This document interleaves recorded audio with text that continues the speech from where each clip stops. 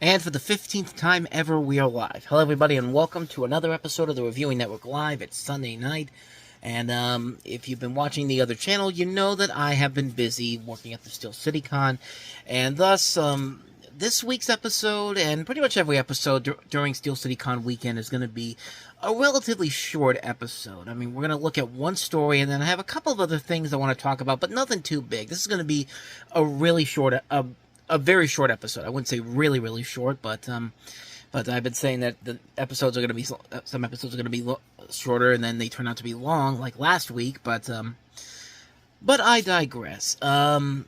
So we have some stuff to get to here, but as always, I have to put out the disclaimer, of course, that this is a weekly stream of consciousness conversation recording session where I sit down with you guys, talk about things that happened the previous week before, which was not a busy news week. That actually helped me out in terms of what story I wanted to cover here, but these are more like free-form conversations. These are more like podcasts in general, so these are going to be longer than my usual videos, my usual reviews, and they're also, for the most part, unedited, so there will be some foul language too, and if you're not interested in that, I advise you to go to do something else, go check out something else, but if you're up to the challenge, as we always do, let's begin the conversation. And as per usual, we've got the weekend box office. We take a look at the top 5 movies of the week, although number 6 is very interesting because, quite frankly, it was the number 1 movie from last week. It actually fell down that much.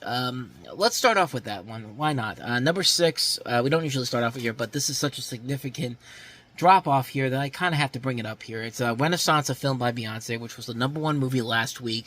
Brought in only $5 million. That's a 77% drop-off from last week, bringing its total gross after 2 weeks to $28 million. The total gross worldwide is $33.5 million, but again, kind of like with what happened with Taylor Swift, AMC, I think you need to start thinking about putting these movies out on the weekdays instead of just on the weekends, because look what happened here. I mean, that was one of the things that Taylor Swift's movie, I thought they would have learned by that, but unfortunately not. Apparently not, because, yeah, this thing dropped off big time, and it actually benefited some other movies that are that have been out for a couple weeks now, but we will get to those in just a second here. But, yeah, Renaissance, a film by Beyonce, fell off this weekend, $28 million in total, $5 million, like I said, 77% drop-off, which is not the best thing to do, but then again, you don't usually put these type of movies out on a weekend like this. But then again, this weekend is not that strong overall, but there were some pretty big surprises on here that I'm going to get to in just a second. But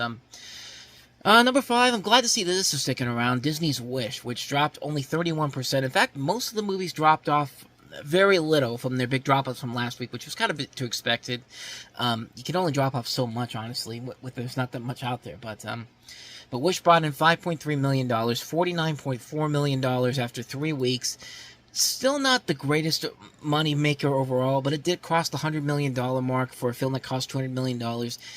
It might still stick around because there's not really a big swath of animated films until Christmas Day when we get Migration, but you never know. It could this thing could definitely stick around a little bit, but it's not the best, but it's not the worst thing for Disney, honestly. I mean, after what happened with Strange World last year and the year that they've had, this isn't the worst thing that can happen, but it's not great either, I should say that. But meanwhile, you look at Trolls Band Together, which is the number 4 film this week, and that thing only dropped 20%, $6.2 million, $83 million after 4 weeks.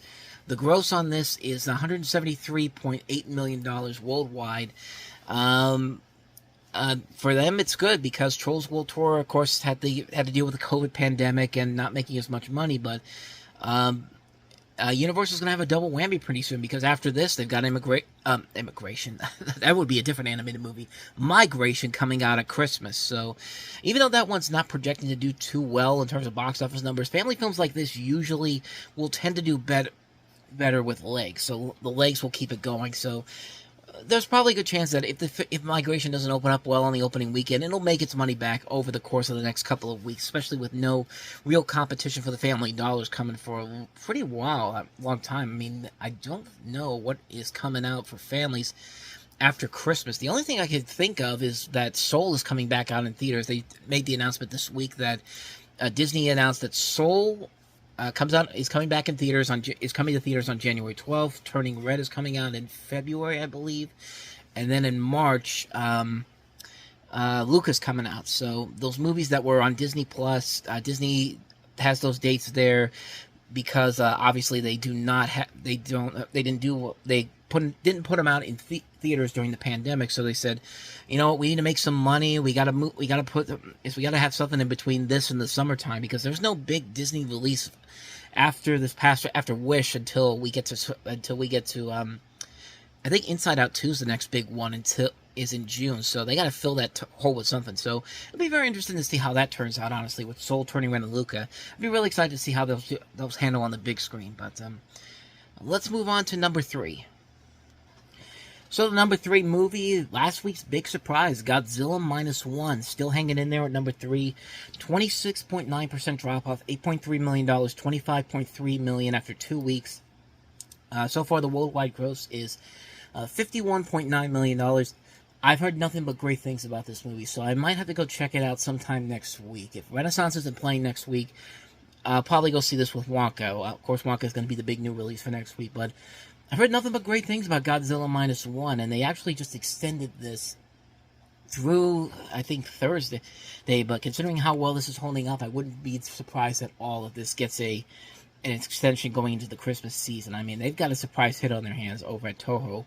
And like I said, I've heard nothing but great things about it. We got the trailer for Godzilla X Kong, which I talked about last week, which looks great. Godzilla's got a good guy going right now. Also has that show on Apple TV Plus, Legacy. I can't remember what it's called now, but actually, let me go see if I can find it. Legacy. I think it's Legacy something. Legacies.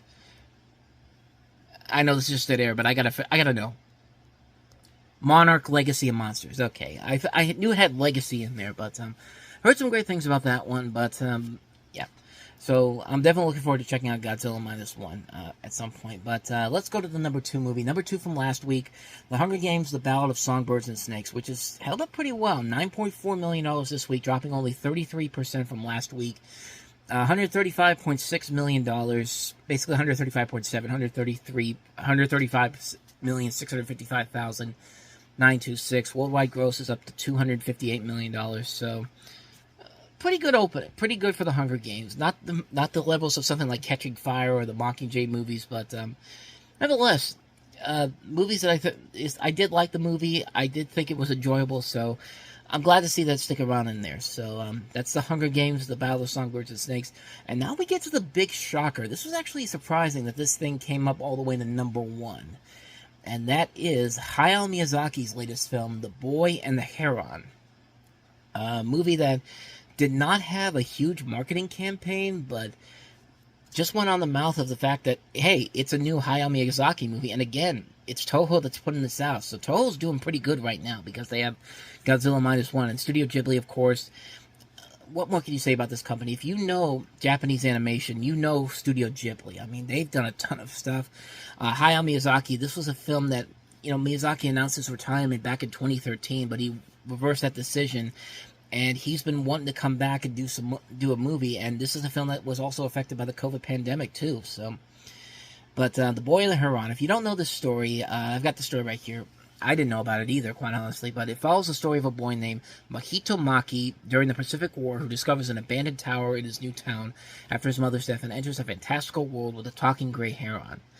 The English version of this has Robert Pattinson playing the gray heron, and it's also got Gemma Chan, Christian Bale, Mark Hamill, Florence Pugh, Willem Dafoe, Dave Bautista. A strong cast overall in here, but again, I don't know too much about this movie. I haven't even seen a trailer for it, honestly, so... But, that being said, it is Hayao Miyazaki, and the fact that everybody came into this movie really without any real knowing of what this movie was, or even if it was getting a wide release. Apparently it did, because when it did get a wide release, 2,000 theaters, and it brought in $10.4 million. I guess it opened up on a Wednesday, I think. Did it open on Wednesday? Yeah, it did. Right? I guess including Thursday screenings. Yeah, because after Thursday screenings, it's $12.8 million. So, and but worldwide is at $97 million. So, Yeah, kind of a big shocker that this was the #1 movie, but hey, good for Hayao Miyazaki, man. I mean, the fact that you don't really have to promote this movie all that much, but which it might not have been that way. Maybe on Nickelodeon and Cartoon Network they promoted it, but I didn't see it. But good for Hayao Miyazaki and his company. I mean, the fact that they were able to put this movie out in America without a big push in terms of promotion and all that, and people still found a way to see it. I mean, it's good. It's really impressive to really think about it. No one really expected this to come, and this is really the only weekend it's going to get, because next week, of course, we've got Wonka coming out, which is the big new release, and I'm cautiously optimistic. I am very cautiously optimistic, mostly because of the fact that, you know, Paul King is directing and he did the Paddington movie, so one would assume that this is going to be as good as those movies. I'm hearing a lot of good stuff about it so far, so I've got my expectations high on that one, so we will see how that pans out. But in terms of some other new releases that came out this weekend that we should talk about, Waitress the Musical, based off the Kerry Russell movie from 2007, did pretty well. Again, a movie that did not get the biggest promotional push, but I mean, when you make $2.5 million, an additional $3.2 million in total, $3.2 million, I think, over the course of 5 days, December 7th, so that was Thursday, so 4 days. Not bad. Not bad at all. Die Hard got a re-release this weekend, $923,000, which is, again, not really that bad, especially when you consider this did not have a huge promotion until later this week, this past week that we had. The Abyss came out on Wednesday for a day. I don't know if I don't see the numbers for that. Poor Things, which is Yorgos Lanthimos' latest film, which is probably going to be a big Oscar contender, opened pretty well in select theaters with $644,000 in just 9 theaters. Love Actually came out, did decent numbers, $280,000 in about 927 theaters. Nothing else in particular to really talk about with the box office. So, with that said, let's go into our one big news story that we have to cover this week. And even then, it's not really that big of a news story, but I think it's a very fascinating story, to say the least. So it's time for yet another update on Coyote versus Acme. We've actually talked about this a couple times over the last month, mostly because of the fact that, you know, Coyote versus Acme, of course, got shelved by Warner Brothers. They were going to write it off as a tax write-off for $30 million, and then over almost 4 days after they made the announcement, basically they looked at they looked at everybody coming off of them and said that, yeah, everybody was getting mad at them, and Warner Brothers just said, okay, we're going to let you shop this around. And sure enough, they let the shop this around. There's been stories about congressmen who actually want to sue Warner Brothers for shelving these movies that are pretty much finished, mostly for tax write-offs. But yeah, we got some pretty interesting news on Thursday, and I think this really took a lot of people by surprise when I saw this, but it's pretty fascinating when you think about it. I've got the story here. This is from Deadline as part of The Dish. This is Anthony D'Alessandro who wrote this, and I'm just going to read it because it's very, very interesting. So, the article says, it's not just Netflix that made a bid for Warner Brothers to scrap Coyote vs. Acme movie. Paramount, Apple, and Amazon have seen the movie as well. Of those, Paramount has made a bid, and the plus there is potential theatrical release. The Melrose lot could use it on the 2024 release calendar. Deadline executives have wanted too. So, I don't know if you heard that, but Paramount, a direct competitor of Warner Brothers, has made a bid and has the benefit of not only going to streaming with this, but they have a chance to release this theatrically in theaters. The idea of Paramount releasing a Looney Tunes movie from a company that's been the home for the Looney Tunes since the 1930s, Warner Brothers, is very bizarre, but at the same time, it's pretty fascinating to me. And it's been a pretty fascinating week in terms of stuff like this, because Disney Plus and Hulu, that beta test of the merging of both of the Disney Plus and Hulu streamers, actually happened this weekend.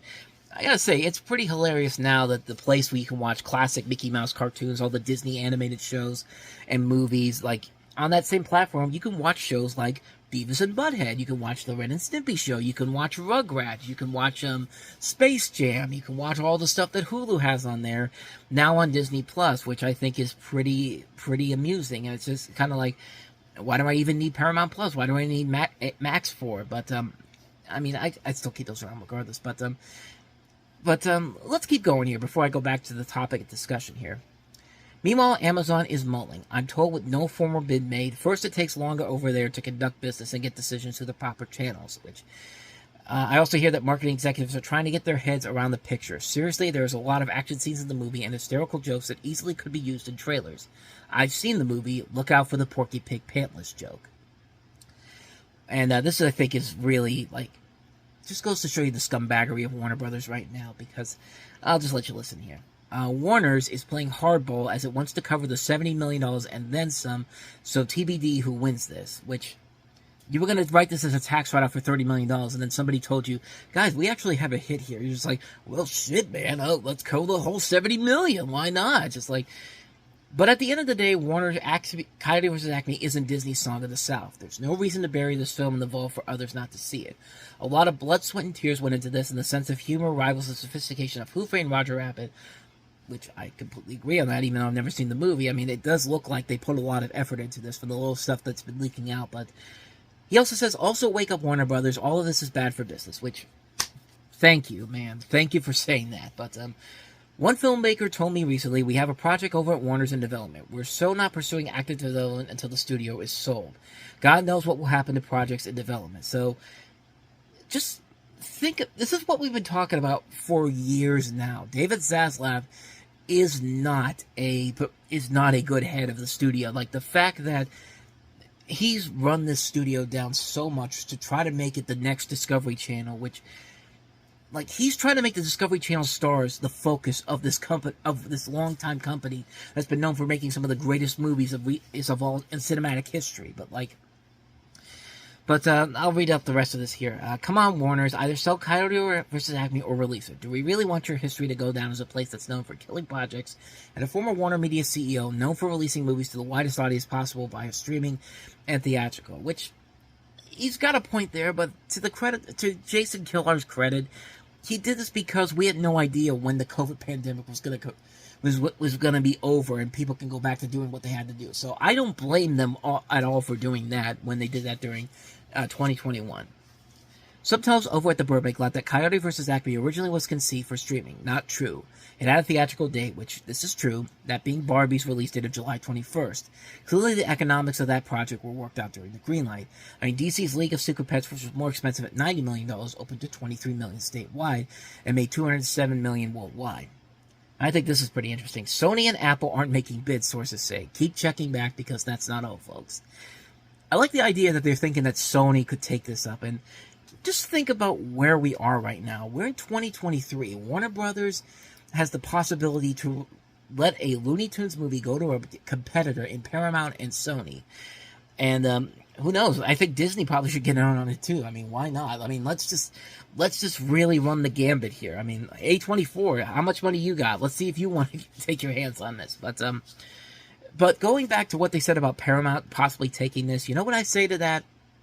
I'm going to be like John Oliver when he was on the Daily Show and he suggested that Donald Trump should run for president in 2020, 2013 when he was the guest host on there. Do it. Like, Paramount, do it. Go and give them whatever they want. Take this movie, promote it in theaters, take it out into Paramount Plus, and make Warner Brothers regret hiring David Zaslav. I mean, just do it, man. Just really, really make them look bad. Like, I can't wait for somebody to take this project in the next couple of weeks and months because, excuse me, because, man, this is going to be so hilarious when we finally see this movie and see how amazing it actually looks and really think to ourselves, why is Warner Brothers still doing this? Why is David Zaslav still here? Like, really, Warner Brothers is going to get to the point where it's going to be so easy to sell this off to Universal or even Paramount. Like, Paramount has worked with Warner Brothers in the past on several things, so why not them make a bid on the company? I mean, why not get somebody else in there to fix this up? Like to fix the problems that David Zaslav started back last summer. Like, clearly his motivations and the fact that he called this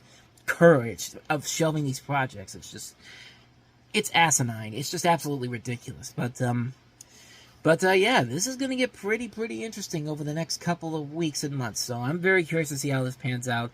If it goes to Amazon, I definitely think I think that's a good place to go. But really, I think the fun factor would be if Paramount puts the money and puts us in theaters and makes Warner Brothers eat their own shit. I mean, quite honestly, that's really what should happen at this point. But I digress. So that's our big news story for the week. And before we go, there was a couple of other things I wanted to bring up here. I'll briefly touch on these things. So let's continue on. So last week we touched on a Capital One commercial that's been playing on TV the last couple of weeks with The Grinch. And I talked about how the animation in there kind of looked like it was a little bit too AI animated, like it didn't move right. And I guess Walmart listened to some of those criticisms I had, because not but a couple of days after I put out the last episode, they put out a commercial too talking about Walmart's been having this thing where they've been rebuilding their stores around, like remodeling a lot of stores. I know my store recently got the remodel for recently, and I actually just did a video on Movie Stop where I actually showed you the Grinch costume that I actually bought from. It's from Walmart, but it's not from the Walmart website. I actually bought that on Mercari, and I got it much cheaper. But if you want to go check that out, I'll put a link to it in the corner. But we're here to talk about this commercial that's starting to air on TV a lot more. And I gotta say, man, they must have heard my criticisms about the Capital One commercial, because they put out this commercial, and I gotta say, man, it's a lot better. So I'm gonna go ahead and play it for you right here, and I'm gonna talk about it afterwards. So let's go ahead and listen. When we last left this story, the Grinch found his heart, and Whoville Christmas cheer was miles off the chart. But then a sound sounded that wasn't Who singing. It's trucks delivering and doorbells ringing. Back to his old grump ways, the Grinch slithered into town. I'll stop these Santas and flip their smiles around. Picking and pocketing, he snatched all he could fit, shouting, "Max, giddy up, now back to Mount Crumpet." This is odd, thought the Grinch. I no longer feel mad. Then he giggled, he wiggled, he felt a tad glad. Turns out what's-its and what-have-yous aren't half bad. Oh, traditions and trimmings so tickled his heart. It grew till he knew he should return every cart.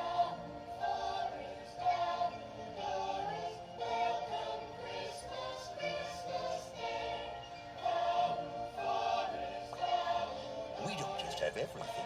We have the Grinches. What's in thingy? So yeah, like, I gotta say, man, this commercial really surprised me at how good it was. I mean, it's not just beautifully animated. I mean, it's not just, it literally, quite literally, mimics the Chuck Jones Grinch style animation to a T. Like, I could not believe that this was the same, that this looked like, that this was new animation. I honestly thought this was like lost animation from the Grinch special from back in the 60s. But I gotta say, man, they did a phenomenal job for this, and I want to give credit to the people that made this, because I actually went ahead and looked to find out who was the one that did this, and it turns out this company is called Passion Pictures. Now, you've definitely seen their work before if you've watched stuff like they did the 2D animation for Chip and Dale Rescue Rangers, the recent Rescue Rangers movie. And I gotta say, now that I know that, it definitely tells, because Chip and Dale Rescue Rangers had the benefit of actually having these very unique animation styles coming together into one, and looking like that the studios that put them out the first time, they look like the same company that did them. And they did a pretty good job of handling that, but they've done a ton of stuff. You probably have definitely seen their works before. They've done a ton of commercials for Apple. They did animation for stuff like Love, Death, and Robots on Netflix. They did Marvel's Ant-Man. They've done stuff like the opening titles for Sex Education. They did the animation for a criminally underrated Disney show, 101 Dalmatian Street. But most notably, they did the animation for Fantastic Mr. Fox, which is one of Wes Anderson's stop-motion films. And it's a great stop-motion animated film. And they also did the title sequences for Werewolf by Night, the Disney Plus Marvel special, which was really well done. And they also did stuff for Paddington 2. I mean, they've done a ton of stuff. They're an Academy Award-winning company. They've got like 3 Academy Awards, 15 Emmys, 5 BAFTAs. I'm on their website right here looking at the stuff here, so that's why I'm getting this information from. But they did a phenomenal job with this commercial. It's amazing what they were able to do. They did a fantastic job of just recreating the Chuck Jones animation style, and it's just like that's what I thought was missing from the other Grinch commercial, the Capital One one, because the Capital One just looks like something that's just kind of like it's not bad looking, but you could just tell that there's something very fluky about the animation. Like, it's just moving very choppily. It's moving in a way where it doesn't feel like, it doesn't feel like it's authentically animated. But it's not just this. When you look at this, someone made a good point. This is not a studio trying to replicate a style. It's just them straight out pulling at art. Just the movements, the talking animation, which I don't know who did the voice for the Grinch here, but I feel that I know who this voice is. It can't be James Coburn, because James Coburn's been dead now for 20 years. But it definitely sounds like him. But I'm trying to find out who did the voice here. I need to know. I unfortunately can't find the person who does the voice, but if somebody out there does know, please let me know, because I really am curious to see who did this voice. But it's just a phenomenal commercial, man. If you haven't checked it out yet, I'll have a link for it down below. You should definitely check it out, because it's a million times better than what I saw with the Capital One commercial. So, so that's that new commercial from Walmart. But I want to wrap this up by talking about another classic commercial that I'm used to seeing every Christmas. So here it is. So a while back, we talked about one of the many commercials that I'm used to seeing that signifies that the Christmas season is here. The Pennsylvania Lottery Christmas commercial with the guy giving the lottery tickets as Christmas presents, which, I'm sorry, it's still not a great gift. I don't care what they say, but there's that commercial. And then there's this commercial here that I'm about to talk about, which last year turned 40 years old.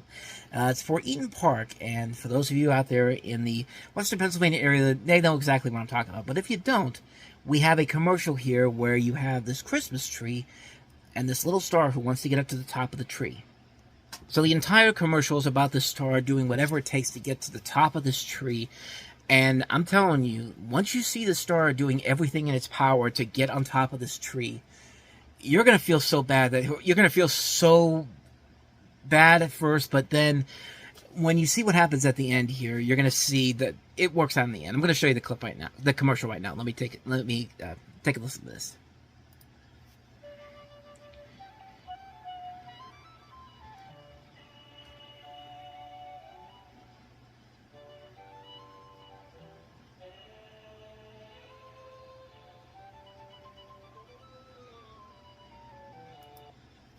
Like, you just feel so bad for this little star. It's just like, come on, get up to the top of this tree already, for God's sake.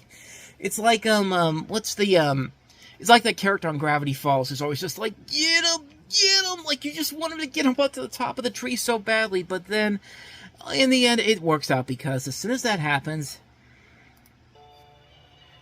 the tree's just like, okay, I'm done messing with you, here you go.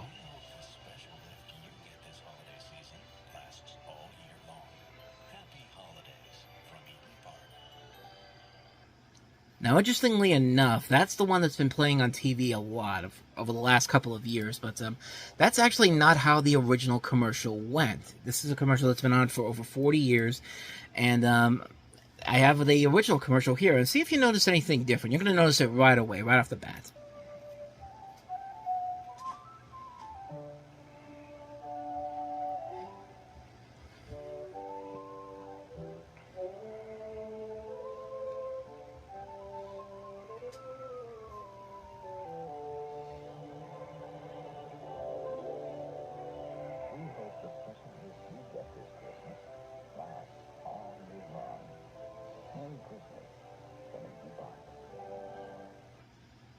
So yeah, I don't know why they decided to change it from Merry Christmas from Eaton Park to Happy Holidays from Eaton Park. I don't know, to be more politically correct, I guess. But honestly, it really doesn't matter. Like just say whatever you want to people. Like, if you want to say Merry Christmas, that's fine. If you want to say Happy Holidays, that's fine. It's just, I don't get that. I don't get that. I don't know why they decided to change it, but whatever. But yeah, it's a great commercial. It's a great little commercial. It's nothing too special. It's not like, in terms of story, it's nothing too special. It's nothing incredibly smartly written or anything. It's just a little simple story about this star that wants to get on top of this tree, and just the way that it's animated, and the fact that this tree is just sitting there, just not doing anything, just letting him continue to do this until the last second. He's just like, all right, I'll help you out. You've made me laugh long enough. Like, it's like the thing is insulting. It's like the tree is insulting this little star. Just like, hey, come on, you'll get up there at some point. You'll get up there. Trust me, you will. But I mean, that's just something that I thought was kind of amusing. And of course, whenever the sports teams around here, like the Penguins or the Steelers, are playing a specific team, they always like to use this website, not even a website, a YouTube channel. BenStonium.com likes to do these little videos where you have like this one right here I'm looking at is for the Pittsburgh Penguins, and you have the Eden Park Christmas tree, and the star is the Columbus Blue Jackets logo. And I'll let you listen to some of that here.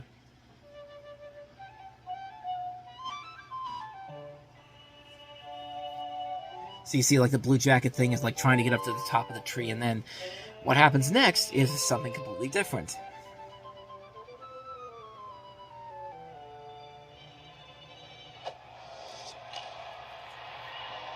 This holiday season, the Blue Jackets still suck. Let's go, Pens. So what happens is that, if you didn't see it, the tree takes out a hockey puck and then just knocks the star out, and the thing on top is the Penguins logo, and it's let's go Pens. And I have the other one here, the Eden Park Christmas tree Steelers version, this time featuring the Baltimore Ravens.